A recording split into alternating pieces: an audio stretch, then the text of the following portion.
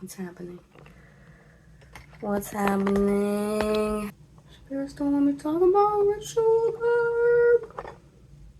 I don't know where I just cut off there, but in this video, I just kind of want to sit down and chit-chat a little bit more informally, since, like I said, and you probably can tell by now, this video isn't scripted or outlined at all even. I don't usually write scripts, but I will always have like bullet points or an outline to follow. But since this is just more like my own personal experience and UPG based, that's mostly what I'm going off of with this, because like I said, to try to make a long story short, when I first joined the community centered around Norse and Northern, like Germanic, Scandinavian, Celtic, Slavic, etc. traditions, one thing that you will see utilized amongst a lot of us who are leading the rituals or practicing shamanism or those types of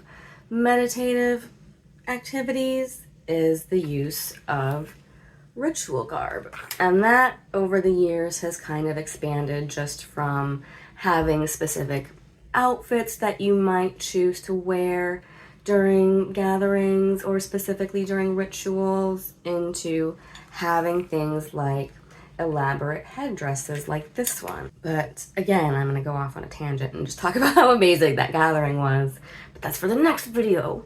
But yeah, I only just finally pieced this together and made it to attend this gathering because it being the fall season, we were getting into more shadow work and dark goddess type of rituals. So for that, I finally felt like it was time and that was needed, because up until then, I personally just hadn't really been doing or leading or planning anything where I felt the need to basically put a blinder on for all intents and purposes, because that's what the fringe is for, is to basically act as a sight blocker. But yeah, the topic of this video is more to discuss why wear or make ritual garb, because it's definitely not always necessary. As I said, like this I didn't feel was necessary and then at first, but then now like the timing just finally felt right, because I've almost been viewing it as like an initiatory process for myself, deeming like when not only when certain pieces of garb or gear or tools are necessary, but when also like I myself feel ready for them, just like practice wise or energetically speaking. Like think about having the wizard's staff. It's like more of a grounding tool, you know, like the as above so below, and it can act like the connector or like bridge between the two while also keeping the practitioner grounded, because it's literally grounding you into the earth and kind of used for like stability, guidance. Whereas this is more for like hedge witchery or spirit flight type things, acting as a sight blocker to help tune out extraneous sensory information so that the practitioner can focus either inwardly or just hone your focus on a specific thing and like tune out extraneous information. Because I don't want you guys to get the impression that we're all like dressing in our Sunday best to go do rituals as though we're like dressing up solemnly and formally for church. But for me personally, wearing ritual gear can help to delineate, especially at a gathering when we're switching from just laid back, informal hangouts and discussions or just chilling in between activities into donning a special outfit that's maybe a little bit outside of what you would just wear lounging around the house or in every day, and helps mentally to transition between we're just hanging out, shooting the shit, to okay, it's ritual time. We're transitioning now between like mundane muggle activities and formal magical activities. So it just helps for me to transition both like my energy and my mentality into the right headspace of preparing for ritual. With something like this, it acts as a sight block not only for the wearer, but also as kind of a barrier for the observer as well. And for someone like me, and I know a surprising amount of other people who are in leadership or just a part of my community, a lot of us are actually huge introverts. Like I, despite having a YouTube where I talk to people that I don't even know out there in the ether, am very shy and introverted and always have been. So it's hard for me to be the center of attention and feel like the focus is on me. I might feel very anxious or put on the spot, or yeah, like a lot of my own issues just center around being perceived and feeling judged by that perception. So having something like that kind of helps me to separate the self from the person that's stepping in to lead rituals, if that makes sense. It takes a little bit of the pressure off of me because yes, like the focus is on me when I'm leading and talking, but it's almost like by having this on, Amy can't come to the phone right now, the seeress is here. So it helps to kind of separate the everyday self and keep that sacred and keep that safe. Insert Gandalf clip here. Keep it secret. Keep it safe. Yeah, especially I think if you're doing something like trance work or satyr work, it can act as a sight blinder for you to help you focus and hone your mind's eye because it's blocking out a lot of external sensory information, and just can be almost like a security blanket to help if you are like me and don't really like being the center of attention, but in the spirit of like community service and stepping up and stepping out of my comfort zone and wanting to be this not only witchcraft practitioner, but to help the community by leading rituals crafted with intent. This really just helped me to step out of my comfort zone and be ready to step up my game a little bit in terms of not being afraid to step up and do some public speaking and like be the center of attention,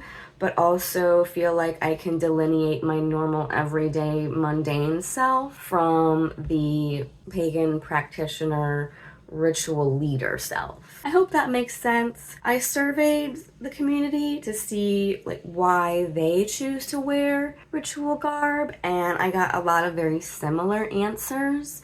It just helps to delineate between doing everyday stuff at a gathering or as a like self practitioner. Helps you kind of get into that right mental headspace of we're getting ready to shift the energy. I've had the leather pieces kind of picked out and pieced out forever, but these past few weeks leading up to the gathering was when I finally sat down to piece everything together. I chose the antlers because, I mean, a lot of us in our community are big fans of groups like Heilung and Wardruna, and you'll see members wearing things like this, and they are in some cases based off of historical finds of what were believed to be things like ritual or shamanic headdresses and the like. So it's not just entirely made up or coming out of left field, but it was a little bit of a trend, especially among us ritual leaders for a while, to wear something like this. But for me, it does actually serve a purpose, and I crafted it with intent when I made it. And for me, having the tines or the antlers help me to channel the deer which is not a Fylgja for me. I have a whole video on how I found my Fylgja if you want to check that out, but I consider Fylgja or spirit animals to be different than just having an animal that is a spirit guide. And two of my spirit guides are fox and deer. So it helps to like have a little bit of their energy to bolster my own. But also I consider things like antlers in depictions to be similar to the halo, in that it represents what the Druids call the Awen, or just that like enlightened energy. So I think by having something like that, it can symbolize the Awen that a Druidic priest or practitioner would be channeling. And also, like how I said, the staff is more for grounding. This is more for like upper realm travel or spirit flight. And so I think having the antlers pointing up and helping to kind of focus the energy up and out is very symbolic of that as well. So it was crafted to just look cool and look badass, but I think that personally for me, as someone who is now transitioning from more of just a participant or observer role at these gatherings, now that I am a community leader, I'm having to step up and plan and lead and orate rituals a lot of times. So I think it just helps me personally to feel energetically capable of doing so, and to help get that focus as well as that kind of separation of self and separation of energy from the everyday to the sacred. And I'll get a little bit more in depth as to like what I utilize the headdress for and why when I do the vlog, where I'll probably just go through and recap a lot of what we did and what I did as far as ritual is concerned. But yeah, let me know what you think about ritual garb. And it can be everything from something elaborate like the headgear to just having a special outfit that you choose to wear when you're participating in rituals or just doing particular witchcraft or paganism things in your own personal practice. Let me know if you think it's necessary, because trust and believe, I will have those times of like imposter syndrome and self-doubt where I'm getting like dressed up and that intrusive thought comes in like, you're just LARPing. But I think it does serve a purpose and it has its time and its place, but I feel like there is a need for it, especially just in the types of ritual and pagan practice that I do and the community and the circles that I run with. I'm gonna wrap this up here. Thanks for stopping by and listening to my TED Talk. And until the next one, stay classy, pagan.